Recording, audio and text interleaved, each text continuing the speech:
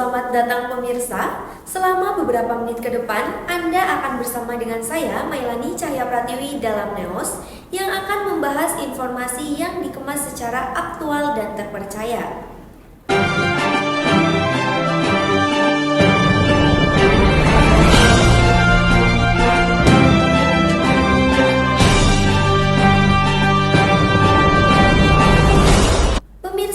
Setelah Hari Raya Idul Fitri, Stasiun Gambir mulai dipadati oleh pemudik arus balik Lebaran. Setelah 2 pekan Hari Raya Idul Fitri, kami langsung mengajak Anda untuk memantau situasi yang ada di Stasiun Gambir. Untuk informasi selengkapnya, kami sudah bersama dengan tim kami yang berada di Stasiun Gambir. Baik Mailani, informasi yang bisa kami sampaikan, situasi terkini di Stasiun Gambir cukup normal. Tidak ada kepadatan penumpang di area kedatangan. Nama saya Hardi, petugas porter di Stasiun Gambir. Boleh tahu situasi terkini di Gambir ini seperti apa ya pasca mudik? Untuk penumpang masih ramai, tapi ya udah agak surut sih, udah mulai turun. Berarti udah cukup dikatakan normal ya Pak? Normal. Kalau normal ya udah mulai normal. Untuk saat ini kedatangan masih ramai semua, tapi untuk yang berangkat udah agak mulai turun ya. Kalau kedatangan masih ramai. Menurut informasi yang kami dapatkan dari Bapak Hardi, rute favorit pemudik adalah Surabaya, Malang, Solo, Yogyakarta, Kutoarjo, Semarang, dan juga Purwokerto. Kondisi yang sudah mulai normal ini dikarenakan cuti lebaran yang sudah habis, sehingga pemudik sudah memadati Stasiun Gambir sejak beberapa hari yang lalu. Baik, sekian informasi yang bisa kami sampaikan. Kami kembalikan kepada Mailani di studio. Baik, terima kasih Anggi atas laporannya. Pemirsa, dilanjut dengan berita kedua, pada tanggal 1 Mei 2024 diperingati sebagai Hari Buruh Internasional atau May Day. Dalam May Day kali ini, buruh dari berbagai daerah turun ke jalan untuk menggelar aksi damai. Salah satunya di kawasan Istana Negara, tepatnya di area Patung Kuda, Jakarta Pusat. 1 Mei 2024, para buruh atau pekerja di seluruh dunia termasuk di Indonesia akan memperingati Hari Buruh Internasional atau lazim disebut May Day. Diketahui ratusan buruh sudah berkumpul berdemonstrasi di kawasan Patung Kuda Jakarta Pusat untuk menyampaikan aspirasi kepada pemerintah. Presiden Partai Buruh sekaligus Presiden KSPI Said Iqbal mengatakan bahwa perwakilan pemerintah akan mendengarkan aspirasi buruh pada momen May Day atau Hari Buruh 2024. Dalam May Day kali ini adalah 2 yang utama. Yang pertama, cabut Omnibus Law Undang-Undang Cipta Kerja. Yang kedua, kami menyebutnya host hapus outsourcing, tolak upah murah. Dua isu tersebut yang menjadi persoalan buruh dalam 5 tahun terakhir. Said Iqbal menjelaskan bahwa aksi hari ini serempak di seluruh Indonesia, antara lain di Serang, Bandung, Semarang, Surabaya, Batam, Banjarmasin, Ternate, Ambon, Makassar, Gorontalo, hingga Aceh. Kegiatan May Day adalah cerminan kehidupan negara demokrasi, yaitu memberi kebebasan berserikat dan berkumpul serta kebebasan untuk menyampaikan aspirasi. Baik pemirsa, dilanjut dengan berita ketiga, aksi Kamisan di depan Istana Negara memasang spanduk bertuliskan Jokowi pelanggar HAM dan mendesak sejumlah jenderal termasuk Prabowo segera diadili atas keterlibatan penculikan mahasiswa di era reformasi tahun 1997 dan 98. Aksi Kamisan adalah aksi damai yang dimulai sejak 18 Januari 2007, tergabung dari para korban maupun keluarga korban pelanggaran HAM di Indonesia. Mereka terdiri dari korban 65, korban tragedi Trisakti dan Semanggi 98, korban tragedi Rumpin, dan korban pelanggaran HAM lainnya. Aksi ini dilaksanakan setiap hari Kamis pukul 15 hingga 17 depan Istana Presiden. Mereka berdiri, berdiam, berpakaian hitam dan berpayung hitam bertuliskan berbagai kasus pelanggaran HAM.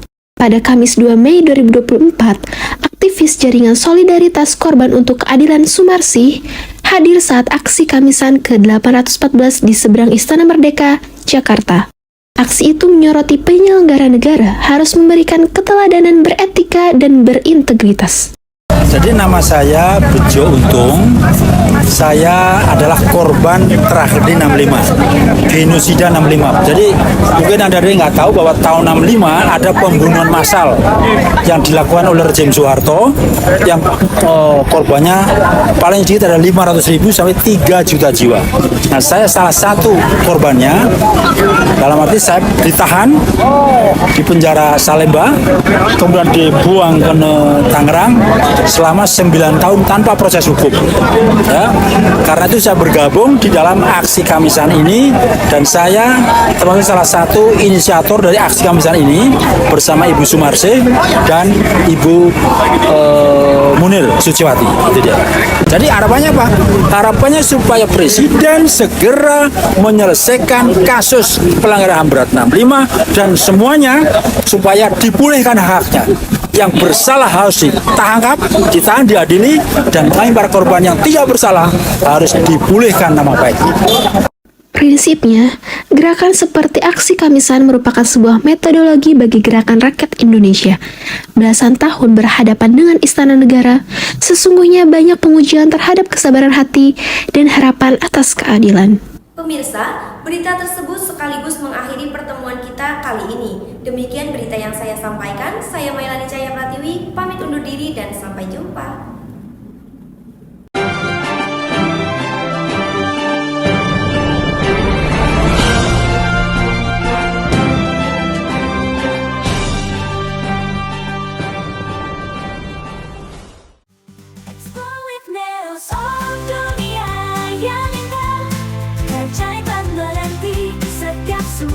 Cerita dari matahari terbit hingga senja yang merah, kita bahagia berdua bersama Novos yang selalu ceria.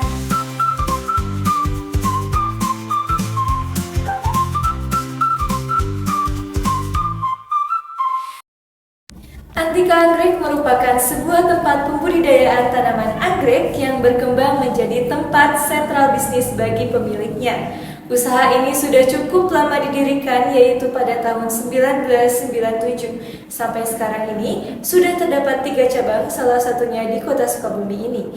Saya Raisya Limatunisa Fajri, mari kita ikuti keseruan budidaya anggrek kali ini di Explore with New. Explore with Neos.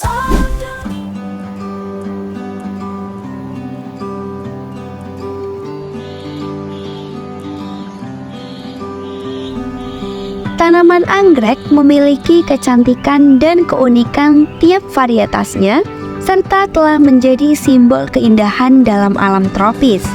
Namun, di balik pesona itu, tersimpan kisah-kisah menarik nih tentang perjalanan panjang dari benih hingga mekar menjadi bunga yang memukau. Nah, di kesempatan kali ini kita akan melihat langsung nih bagaimana sih produksi tanaman anggrek yang ada di Antika Anggrek yang berlokasi di Kecamatan Sukaraja, Kabupaten Sukabumi. Yuk simak terus videonya ya. Antika Anggrek ini merupakan usaha produksi anggrek yang berdiri sejak 20 tahun yang lalu dengan fokus memproduksi jenis anggrek bulan. Budidaya anggrek ternyata tidaklah mudah loh. Tentunya para produksi anggrek harus siap menghadapi berbagai tantangan yang unik, mulai dari perawatan yang rumit hingga masalah lingkungan. Nah, salah satu cara Antika Anggrek menghadapi tantangan yang dialaminya adalah dengan cara merawat lebih mengikuti prosedur nih, seperti prosedur penyiraman, pengobatan, dan suhu juga harus benar-benar terkendali. Selain itu, anggrek juga rentan terhadap serangan hama dan penyakit yang bisa merusak tanaman dengan cepat jika tidak diatasi dengan tepat loh. Namun, dengan berkembangnya teknologi, Antika Anggrek telah menemukan solusi untuk mengatasi permasalahan tersebut, yaitu dengan menerapkan metode khusus seperti menggunakan teknologi greenhouse dan menerapkan metode khusus dalam pengaturan suhu, kadar air, dan penyiraman. Semua ini membantu meningkatkan produktivitas dan kualitas anggrek yang dihasilkan. Kalau untuk pemasaran kita ada sendiri ya, ada di Ragunan. Biasanya itu di Ragunan itu ada online, ada kios-kios juga. Tapi untuk sekarang sih lebih berjalan di online sama kios gitu, buka kios sendiri gitu. Kalau untuk mau pertusuksesan biasanya sih dari apa ya? Kalau bunga ini kan ada yang pendek, ada yang panjang, terus ada yang bunganya lebar gitu. Ya kalau untuk biasanya ngelihat bagus apa enggak, apa sukses apa enggaknya itu dari bunganya. Biasanya kalau panjang itu berhasil, alhamdulillah berhasil. Kalau untuk pendek ya harus kembali lagi dari nol gitu, dipotong kembali gitu bunganya. Nah, terlepas dari semua tantangan dalam budidaya anggrek, tentunya keindahan anggrek tetap memukau dengan beragam warna, bentuk, dan aroma. Dan melalui upaya budidaya yang gigih, kita semua dapat menikmati kecantikan dari tanaman anggrek. Explore with Neos on the Pemirsa, informasi tadi menutup perjumpaan kita pada hari ini. Mari kita dukung pembudidayaan tanaman di sektor pertanian Indonesia. Saya Raisyah Halimatunisa Fajri bersama tim redaksi pamit undur diri. Sampai jumpa di Explore with News selanjutnya. Explore with Neos on the Halo pemirsa, kami telah merangkum informasi khusus untuk Anda dalam Explore with News. Bersama dengan saya, Mailani Cahya Pratiwi, kami akan mengajak Anda ke salah satu tempat wisata yang ada di Puncak Bogor, Jawa Barat. Penasaran dengan keindahan yang ada di sana? Yuk ikuti kami untuk melihat keindahan Dairyland yang ada di Puncak Bogor, Jawa Barat. Explore with Neos on the Cimory Riverside merupakan tempat wisata di kawasan Puncak Bogor yang cocok untuk bersantai sejenak bersama keluarga ataupun bersama teman-teman. Rekomendasi tempat wisata Bogor ini menawarkan pemandangan aliran tepi Sungai Ciliwung, berbalut suasana sejuk khas puncak. Salah satu yang tak boleh terlewatkan adalah saat mengunjungi Cimory Riverside adalah menjajal keseruan wahana hutan menyala. Di dalam area wisata sendiri, kamu akan dimanjakan dengan proyeksi lampu bergambar yang terpantul dari atas permukaan batu. Jangan lewatkan area jala-jala bangsa batu, di mana kamu bisa menjumpai beragam batu aneka warna yang mirip dengan polkadot yang bertebaran di tengah hutan gelap. Selain itu, permainan cahaya juga menghasilkan efek pohon yang seolah menari-nari. Spot lain juga yang menarik adalah jembatan titian langit. Jembatan ini dirancang sedemikian rupa untuk memberikan sensasi seolah-olah sedang berjalan di atas awan bak cerita dongeng. Meski berada di dalam kawasan Dairyland Riverside, hutan ini hanya dibuka di sore hingga malam hari. Kawasan ini dihiasi dengan lampu warna-warni yang cantik mengelilingi pohon-pohonan besar. Kamu juga bisa menikmati malam bersama hewan sekitar seperti burung hantu, angsa, sapi, dan masih banyak juga loh. Aku pilih Cimory Riverside itu karena emang kebetulan banyak sih pengunjung ke sini, terus juga emang asik juga tempatnya. Dan kenapa aku pilih datangnya malam-malam itu karena emang lihat banyak lampu gitu loh, jadi kayak seru. Terdapat petualangan seru yang patut dicoba, mulai dari menjelajah jembatan hingga mengitari taman lampu. Untuk menikmati keindahan hutan menyala Riverside perlu membayar 20.000 per orang saja. Selain itu juga ada Monster Aquarium, yaitu area dengan akuarium besar berisi aneka jenis ikan. Walaupun areanya tidak terlalu besar, tapi tempat ini sangat cocok untuk dikunjungi bersama anak-anak untuk sekaligus menjadi tempat edukasi mengenai hewan laut. Cukup membayar 20.000 saja, kamu sudah bisa masuk ke area Monster Aquarium dan menjelajahi berbagai macam biota laut. Kamu juga bisa ikut terapi ikan loh di sini. Seru banget kan? Gimana? Seru banget kan? Yuk ajak teman ataupun keluarga buat mengunjungi Cimory Riverside sebagai destinasi wisata kamu.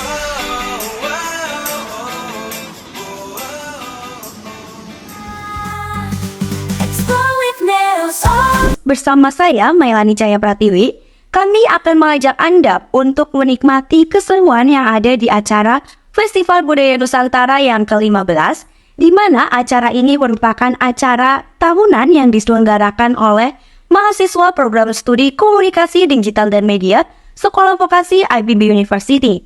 Festival ini menampilkan pertunjukan adat dari 20 budaya. Salah satunya adalah budaya Batak. Explore with Neos on the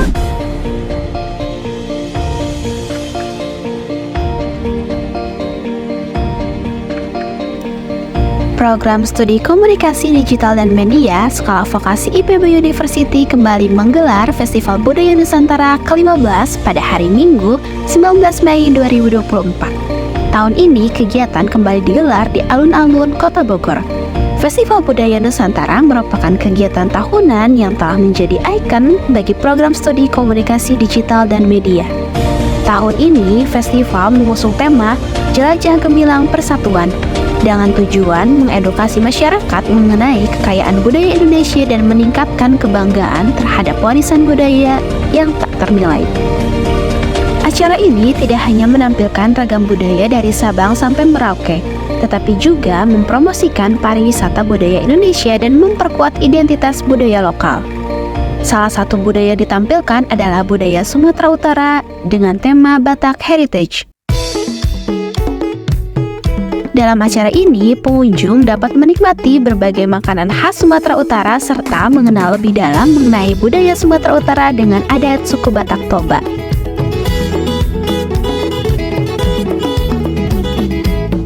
Budaya ini menampilkan drama berupa keseharian masyarakat suku Simalungun. Lalu dilanjut dengan penerimaan tamu pernikahan bernama Manomunomu dan yang terakhir menampilkan tarian Tolu Sahuduluan. Pakaian adat yang dipakai oleh pria dari suku Batak Toba sendiri dari bagian atas yang disebut ampe-ampe dan bagian bawah yang disebut singkot. Sementara itu, pakaian adat perempuan terdiri dari bagian atas yang disebut hoba-hoba dan bagian bawah yang disebut HN. Kesannya seneng banget, apalagi kan Batak itu salah satu budaya yang besar ya. Jadi seneng banget pastinya bisa ngebawain budaya Batak ini, terus dikemas dengan pakaiannya, dengan lagu-lagu daerah, dengan tarian daerah gitu. Betul, apalagi Batak ini sendiri kan terkenal juga dengan kekayaan budayanya. Jadi kita nggak pernah terlalu pusing kayak wah harus nampilin apa. Kita tinggal cari aja apa yang perlu kita tampilin, seperti itu kalau misalnya kesan yang kita dapat saat kita mendapatkan Batak itu. Kalau pesannya sendiri sebenarnya dari kita sendiri sebagai agen perubahan, sebagai anak muda, lebih mengenal lagi kebudayaan Indonesia, bukan cuma menerima aja tapi mencintai kebudayaan yang ada di Indonesia, karena Indonesia tuh multikultural gitu ya. Ya, betul. Saya setuju. Stand budaya Sumatera Utara ini dihiasi menyerupai rumah adat suku Batak Toba yang dikenal sebagai rumah bolon. Rumah bolon berbentuk panggung dengan bahan utama berupa kayu dan memiliki atap yang melengkung serta runcing di tepi ujungnya yang menjadi daya tarik tersendiri. Selain itu, stand budaya ini juga dilengkapi dengan berbagai aksesoris yang mencerminkan budaya Batak Toba. Hal ini semakin memperkaya pengalaman pengunjung dalam mengenal dan memahami warisan budaya Sumatera Utara.